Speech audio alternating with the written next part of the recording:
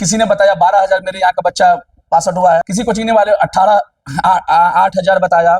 ऐसे करके लगभग 30-35 हजार बच्चों का जो है क्वालिफाइड कर दिए थे कोचिंग वाले। होते हैं एक बच्चे को लेकर के 5-5 कोचिंग में आप पूछिएगा तो कहेंगे ये मेरे यहाँ के बच्चे हैं, ये मेरे यहाँ के बच्चे हैं। अंजना ओम कश्यप ने इस पर बोले, वो पूरा कोचिंग वाले के बारे में नहीं। 38 जिला हमारे बिहार में है, तो इन 38 जिला में एक भी बच्चे पास आउट नहीं हुए। अगर रेशियो आप निकाले तो 50,000 बच्चे पास हो गए इन लोगों के हिसाब से। देखिए हमारे मित्र का बेटा है, एक छोटा सा इंस्टीट्यूट से पढ़ा था, वो बिहार का 2nd टॉपर रहा था कॉमर्स का। उसको नाम को लेकर के भी कई जगह चर्चा चली कि मेरे कोचिंग का है, मेरे कुछ। अंजना तुम हमारे पास आओ, हमें ये सब्जेक्ट और ये टॉपिक के बारे में पढ़ाओ। आपको लगता है कि अंजना ओम कश्यप के सामने वो टिक पाएंगे? नमस्कार, बहुत बहुत स्वागत है आपका। और आज जिस विषय पर हम चर्चा करेंगे वो काफी ज्वलंत विषय है। कई ऐसे कोचिंग संस्थान हैं जो अपनी ओर आकर्षित करने के लिए क्या कुछ नहीं कर देते हैं। अंजना ओम कश्यप का आप एक बयान तो सुने ही होंगे, जो कई ऐसे यूट्यूबर टीचर्स के बारे में फूटी कौड़ी शब्द का इस्तेमाल की थी, जिसके बाद खुली चुनौती अब अंजना ओम कश्यप को मिल रही है। क्या है पूरा माजरा, सीधे जुड़ेंगे। हमारे साथ अभी फ्रेम में मौजूद है वरिष्ठ पत्रकार संजय चौधरी। बहुत शुक्रिया सर आपका बातचीत करने के लिए। पहले तो अंजना ओम कश्यप और तमाम, अगर हम बिहार की ही बात करें, बिहार में है हम लोग और बिहार की ही बात करेंगे, तो टीचर्स हैं, कई लोग अंजना ओम कश्यप को बता रहे हैं कि अगर हम फूटी कौड़ी के 2 कौड़ी के बराबर नहीं है तो अंजना ओम कश्यप फूटी कौड़ी के बराबर नहीं है। कैसे देखते हैं इन तमाम मुद्दों को? देखिए अंजना ओम कश्यप सबसे पहली बात कि सबके बारे में नहीं बोले हैं, वो उनके बारे में बोले हैं जो इस टाइप का एक छोटा छोटा सा काम करते हैं। जैसे आपने अभी बताया कि दरोगा का रिजल्ट आया था, तो दरोगा का रिजल्ट जो आया था वो 18,000 के समथिंग आया था, और 2-3 संस्थान, नाम नहीं लेंगे हम, उस संस्थान से पूछा गया तो किसी ने बताया 12,000 मेरे यहाँ का बच्चा पास नहीं लेंगे हम, किसी ने बताया, किसी कोचिंग वाले 8,000 बताया।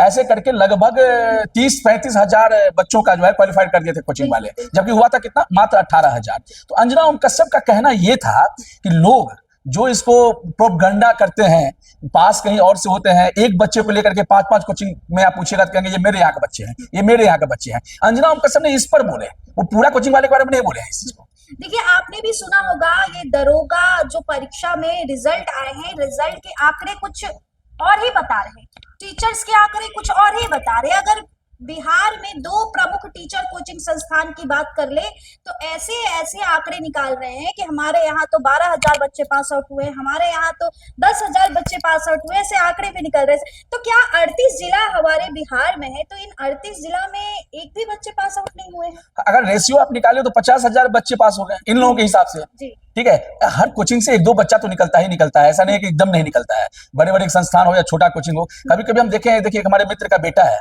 एक छोटा सा इंस्टीट्यूट से पढ़ा था, वो बिहार का 2nd टॉपर रहा था कॉमर्स का। उसको नाम को लेकर के भी कई जगह चर्चा चली कि मेरे कोचिंग का है, मेरे। कुछ लोगों को तो मैं पर्सनली जानता हूँ जिनके बारे में गलत बोला गया, बहुत सारे संस्थान वाले बोले कि हमारे यहाँ से बच्चे पढ़े हैं, हमारे यहाँ से बच्चे पढ़े हैं, जबकि वो बच्चे कहीं और से पढ़े रहते हैं। नाम बहुत सारे, अभी शुभम कुमार, आप शुभम कुमार को नाम मत लीजिएगा किसी भी संस्थान का, हम लोगों को। आप शुभम कुमार का बैनर आप देखिए, कितने लोग बैनर लगाए हैं, 2-3 ब्रांड, जो पटना का, बिहार का ब्रांड है, वो नाम लगाया कि मेरे यहाँ का बच्चा है शुभम कुमार। शुभम कुमार कहाँ से पढ़ा है वो सब जानता है। इस चीज पे अंकुश लगे, इसलिए अंजना ओम कश्यप ने कहा तो जो यूट्यूब के माध्यम से टीचर पढ़ाते हैं उसमें से कुछ ऐसे टीचर हैं जो बच्चे को भ्रमित करते हैं, पास कहीं और से होते हैं, दिखाते हैं कहीं और से। तो इस पे अंजना ओम कश्यप ने कहा। अंजना ओम कश्यप का थोड़ा सा हो सकता है कि कहने का अंदाज कुछ गलत हो गया होगा, जिसके लिए लोगों को गलत लगता है, लेकिन अगर डीप तक आप जाइए, वो भी एक पत्रकार है, वह जाने माने पत्रकार है भारतवर्ष के, और मिथिला की बेटी है, बिहार की बेटी है, देश की बेटी है, वह उन पर भी थोड़ा सा ध्यान देना चाहिए। सर एक छोटा सा हम ये भी आपसे सवाल ले लेंगे, अंजना ओम कश्यप को खुली चुनौती एक प्रमुख कोचिंग संस्थान के शिक्षक दे रहे हैं कि अंजना तुम हमारे पास आओ, हमें ये सब्जेक्ट और ये टॉपिक के बारे में पढ़ाओ। आपको लगता है कि अंजना ओम कश्यप के सामने वो टिक पाएंगे?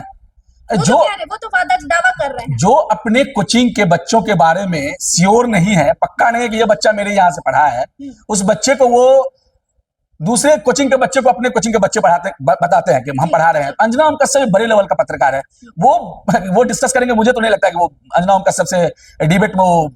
चलिए अंजना ओम कश्यप से डिबेट में सुन लीजिए, जो भी इस तरीके के बयान दे रहे हैं, पटना के फेमस टीचर्स हैं वो खुलेआम सोशल मीडिया पर आकर के खुली चुनौती दे रहे हैं। अगर वो 2 कौड़ी के बोल रहे हैं तो वो फूटी कौड़ी के बराबर भी नहीं बोल रहे।